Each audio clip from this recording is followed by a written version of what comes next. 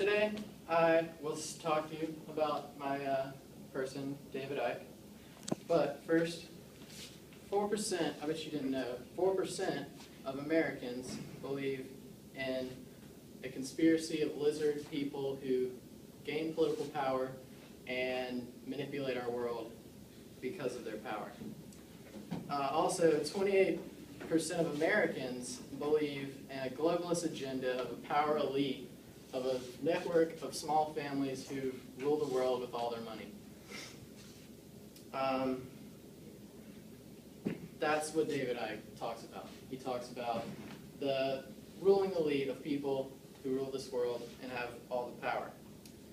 I bet most of you have seen The Matrix before, where Morpheus and Neo are standing there, the two chairs and the TV in the middle, and he says, "I know this isn't real." Morpheus says, "What is real? If real is only what you can interpret through your five senses, what you can see, what you can taste, what you can smell, then real is just electrical signals interpreted by your brain." The life of David Icke is an interesting one. He had a poor childhood, didn't have any aspirations. He went through a huge spiritual adventure, which led him to the life he leads today. But first, I recommend that all of you do research on him by yourself, because there are plenty of people who thinks that he's crazy, because it's a little outlandish. But to start, he was born on April 29th, 1952 in a small town called Leicester, UK. He was unskilled, unmotivated, had little talent. He joined until he started playing soccer. He joined a Coventry Country Club, played for 2 years, until he developed rheumatoid arthritis in his elbows, all of his joints, ending his soccer career. But he played through for 2 years. This is him in a game fighting with rheumatoid arthritis. He looks like he's pushing through in that picture.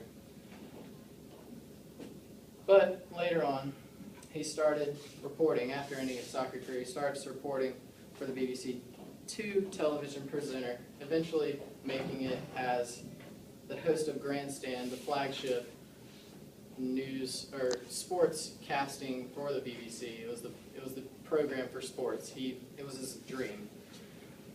He did that up to 1990.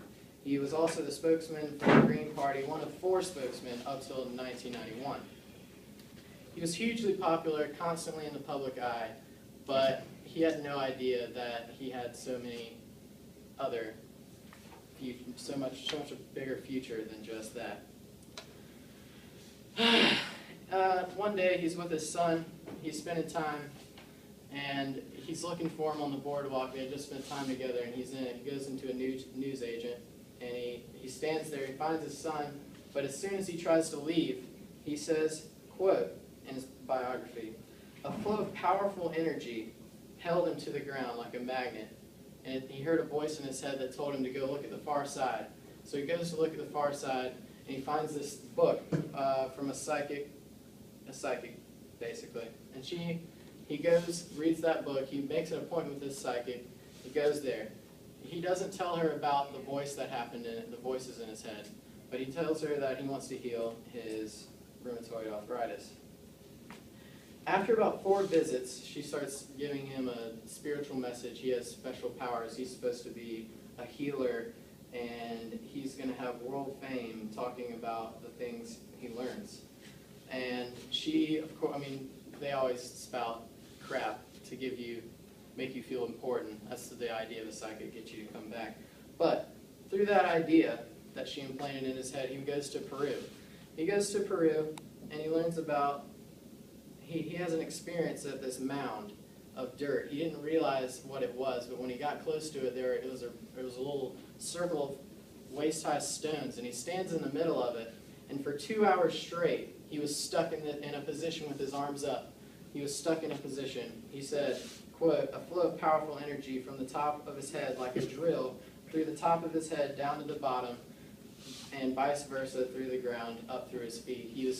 He describes it as the opening of his chakras, the energy centers for a higher consciousness.